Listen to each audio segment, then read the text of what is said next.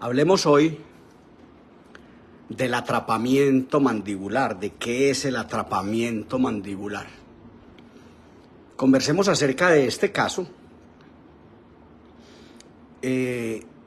Perdónenme que repita lo que digo siempre. Cuando usted tiene un paciente en dentición mixta, usted no debe acogerse a la llave de relación anteroposterior de Angle para calificar el paciente de clase 2, clase 1 o clase 3. Repito, cuando usted tiene una dentición mixta, usted debe acogerse a los parámetros también anteroposteriores de escalón mesial, escalón distal o plano terminal recto. Es decir, párese ópticamente en la cara distal del segundo molar deciduo y evalúe y diga: este paciente tiene un escalón distal. Cuando el paciente está en dentición mixta, acójase al calificativo, no diga que este paciente es clase 2. Entonces hablemos un poquito de esto y entendamos que esta mandíbula está distal y atrapada. Vamos a cogernos mejor a unos parámetros donde yo puedo tener una mandíbula distal o una mandíbula mesial o una mandíbula en normorrelación. Esto es un calificativo más esquelético que califica el relacionamiento de este hueso maxilar con este hueso mandibular y que no nos confunde, como a veces confunden al nuevo estudiante, los calificativos de Angle, que son fundamentales, esenciales en el tratamiento ortodóntico, y que deben referirse como clase 1, clase 2 o clase 3, aludiendo el relacionamiento molar. El relacionamiento que vamos a hacer en este momento, que estamos haciendo, es esquelético. Vamos a hablar de quién es este hueso y este hueso maxilar, qué relación existe entre ellas, sin saber todavía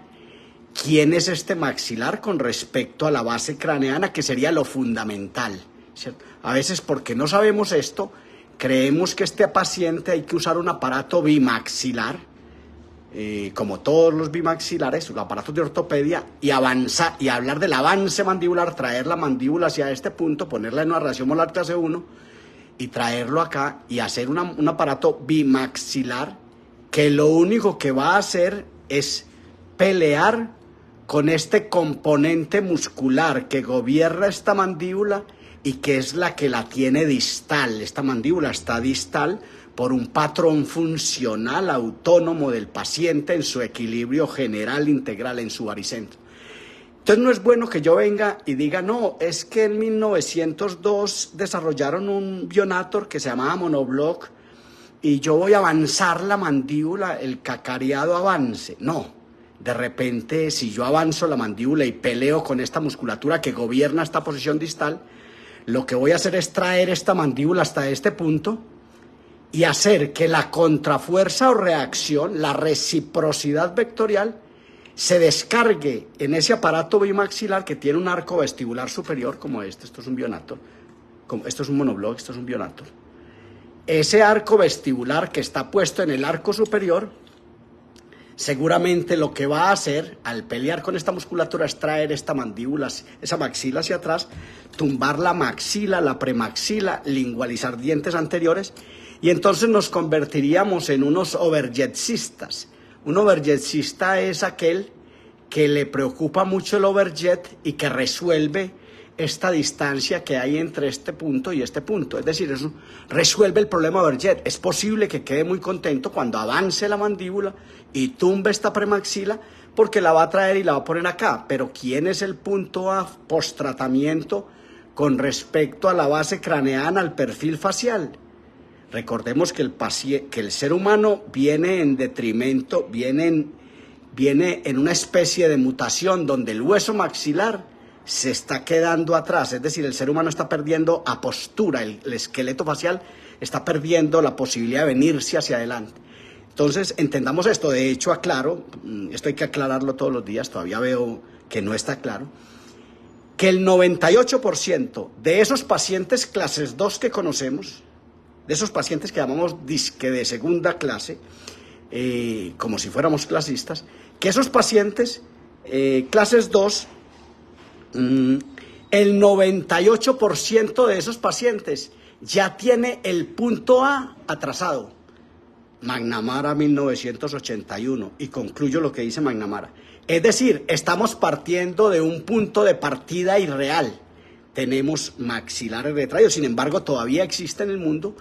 Ese término clase 2 ha llevado al estudiante, al nuevo estudiante, a creer que es que una clase 2, o es que esta cosa está atrasada, o es que esta cosa está adelantada, la maxila. El 98% de los pacientes clases 2 tienen el punto A ya atrasado, McNamara 1981.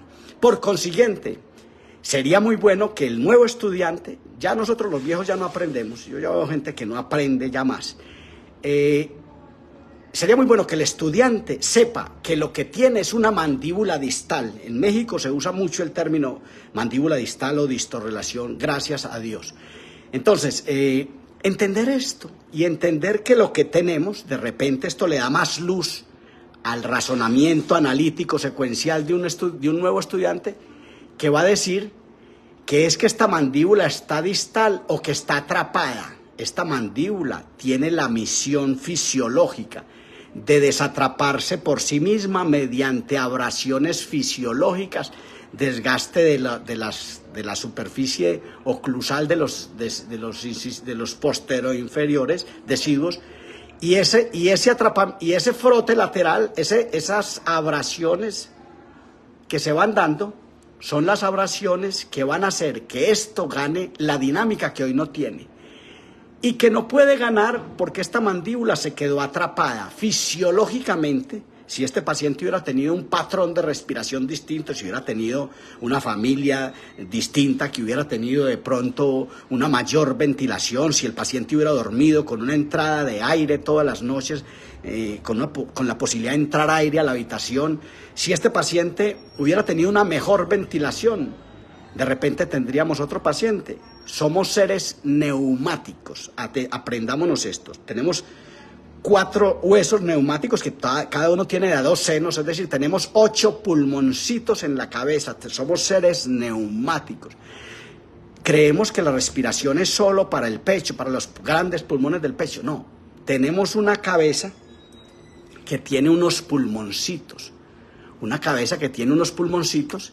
y que es bueno que lo digamos en este momento, que se divide en neurocráneo, donde está el cerebro, el cerebelo, y el bulbo olfatorio, que está por aquí debajo del cerebro, y el otrora llamado viscerocráneo. Aquí hay una base craneana que se llama el condrocráneo.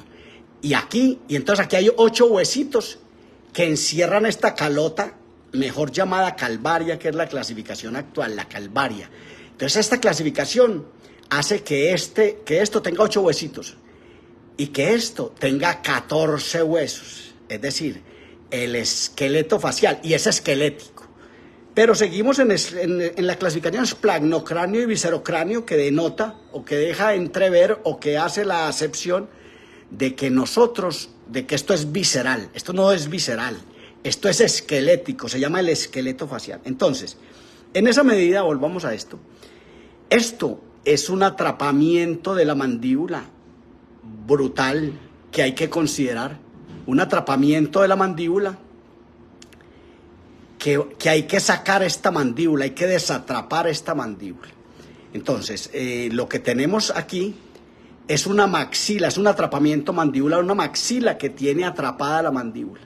Y por consiguiente, el primer plano a tratar será el plano vertical. ¿Quién es el responsable de que esta mandíbula esté atrapada? Si usted levanta este modelo y lo pone enfrente de sus ojos y deja que se vean estos dientes a la misma altura de estos, es decir, más o menos así, usted ve una gran curva que lo puede llevar a usted a pensar que estos dientes, que esta mandíbula tiene falta de crecimiento, que estos procesos alveolares no han egresado, no han crecido, no han salido con el alvéolo aborto, y que están en un proceso vital de recambio dental que va a hacer que esto crezca. Más aún si de repente le hacemos una excitación, le hacemos una trampita a esto y le hacemos una excitación eléctrica a estos incisivos inferiores y desatrapamos esta mandíbula. Pero es posible que todos estemos pensando en un aparato bimaxilar. Si usted todavía está pensando en un aparato bimaxilar aquí, esto es muy factible que todos estemos pensando en un aparato bimaxilar, es posible que usted tenga unos cánones de formación regidos por el siglo pasado.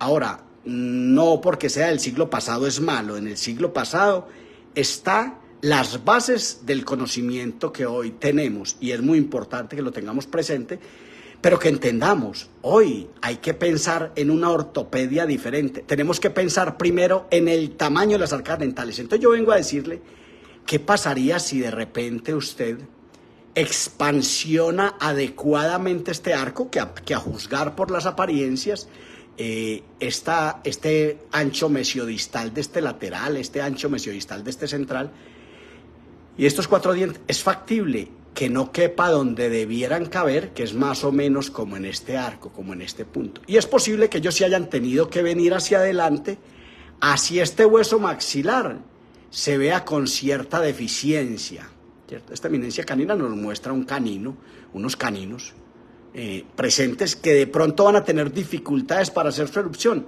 porque no hemos entendido que aquí lo que hay es una compresión transversal. Sería muy bueno medir de este punto a este punto y saber si existen 34 milímetros que nos muestra McNamara, aunque nos los muestra en cráneos anglos, que pudiéramos medir esto y que supiéramos que si tenemos 34 o 32 milímetros, según Roldán y colaboradores en el CES en Latinoamérica, en Colombia, de repente tenemos un paciente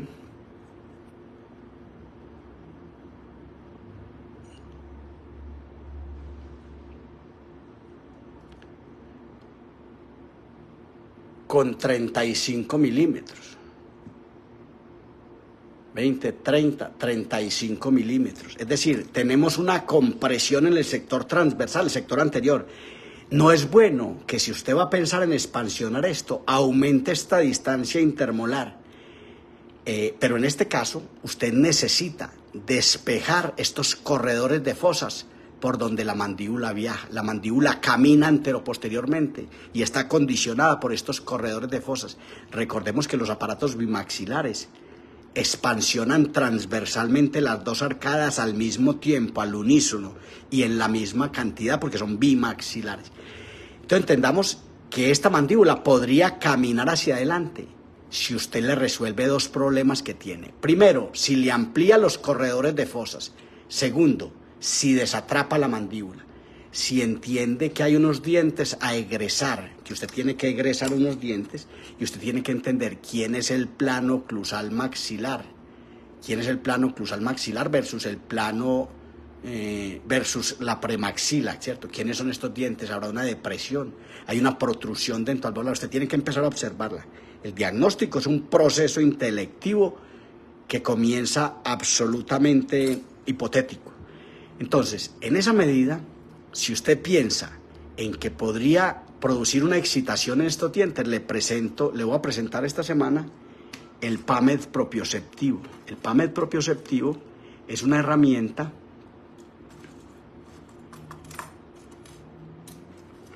es este elemento que es una platina de acero martensítico que puede incorporarse en una placa activa, en una placa transversal que podría tener este paciente, para que los incisivos inferiores se posen sobre ella e incluso tener una orientación que incite a la mandíbula a venirse hacia adelante.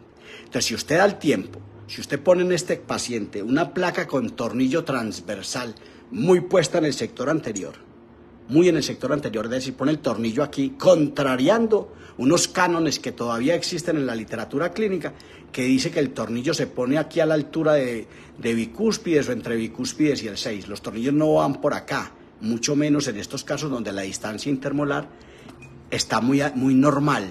Entonces, de repente, pensar en expansionar el sector anterior y desprofundizar. Si usted amplía estos corredores de fosa son estas cosas, estos se llaman corredores de fosas, es por donde la mandíbula puede viajar anteroposteriormente. Hay un arco céntrico activo, que es esto que le voy a señalar, se llama el arco céntrico activo, esto se llama arco céntrico activo, esto. Y hay un arco céntrico pasivo, que es este que acabo de dibujar. La mandíbula en su frote lateral mete el arco céntrico activo en el arco céntrico pasivo y es lo que le da la movilidad lateral a una mandíbula como esta, que no tiene la más mínima movilidad lateral, que no tiene amplitud transversal, que no tiene un escenario oclusivo, una mandíbula con el tamaño acorde para promoverla y soltarle la dinámica. Entonces, si usted pone esta platina de acero y pone una placa con 4 broches de amarre Adams, por ejemplo, uno en este punto, otro en este segundo molar deciduo, otro en este canino y otro aquí. Broches de amarre, si lo sabe hacer, que todavía no lo sabemos hacer en Latinoamérica. Nosotros nos quedamos creyendo que los aparatos de ortopedia maxilar son solo los aparatos bimaxilares nacidos en Europa hace 122 años, ¿cierto? No, en Europa también nacieron otras placas, 28 años después, en 1930, si tomamos la placa activa de Schwarz como una placa expansiva, que buscaba primero el tamaño de las arcadas dentales. Yo le voy a ayudar a resolver esa duda. ¿Quiénes son los aparatos bimaxilares, los aparatos de ortopedia, los bimaxilares o las placas activas monomaxilares que potencian el tamaño? Usted en este momento quédese con la duda. ¿Qué será mejor resolver primero? ¿El tamaño de las arcadas dentales o el interrelacionamiento de un par de arcadas dentales que no se parecen? Es posible que muchos de nosotros, por nuestra escuela del siglo pasado, queramos venir y traer esta mandíbula hasta este punto.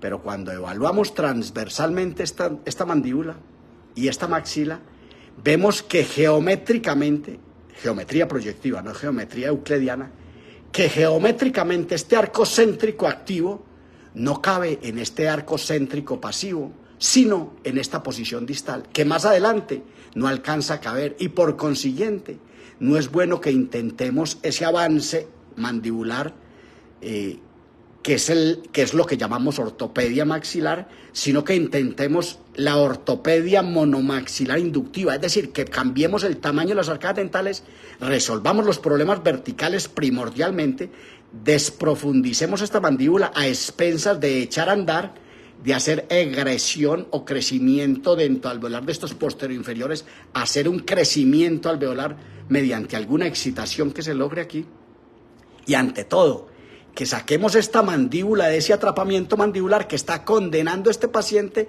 a una posición sumisa. Este paciente tiene una posición sumisa porque la mandíbula le puede entrar acá. Tan pronto ese paciente tenga una platina de metal aquí estorbándole y no pueda entrar la mandíbula, inmediatamente esta cabeza que estaba de esta manera se levantará, se erguirá, ¿cierto?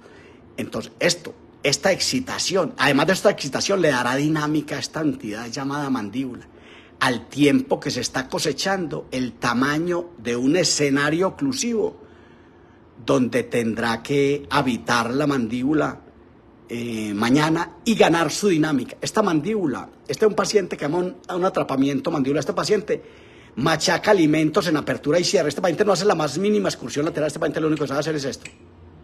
Es un machacador de alimentos por apertura y cierre. Pero no obstante existen algunos que todavía los llamamos un paciente de segunda clase, como si fuéramos clasistas o como si tuviéramos la tendencia o la actitud discriminatoria de clases sociales como tal. No, este paciente no es de segunda clase, este paciente es de primera clase, que hay que fomentarle la dinámica, darle tamaño a la maxila y tamaño a la mandíbula y dinámica para que esta mandíbula pueda habitar. Pero ¿dónde está el problema? Se llama estrechez transversal del hueso maxilar, de la maxila dentada en el sector anterior. Tal vez exista incluso retrognatia, que no se aprecia aquí por la protrusión dentoalveolar, y tenemos una mandíbula atrapada. Es decir, hay que producir una excitación eléctrica de estos incisivos inferiores mediante una platina de acero martensítico.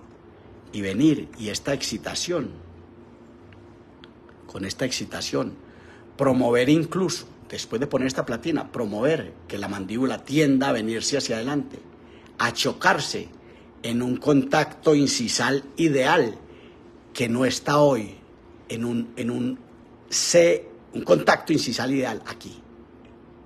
Que la mandíbula se promueva y que aquí gane dinámica y que haya un cierre del circuito neuronal ideal que no tiene este paciente ahora en este atrapamiento mandibular. Entonces, básicamente esto quiero decirle, esto es un atrapamiento mandibular, una mandíbula cubierta. Básicamente es esto. Muchas gracias.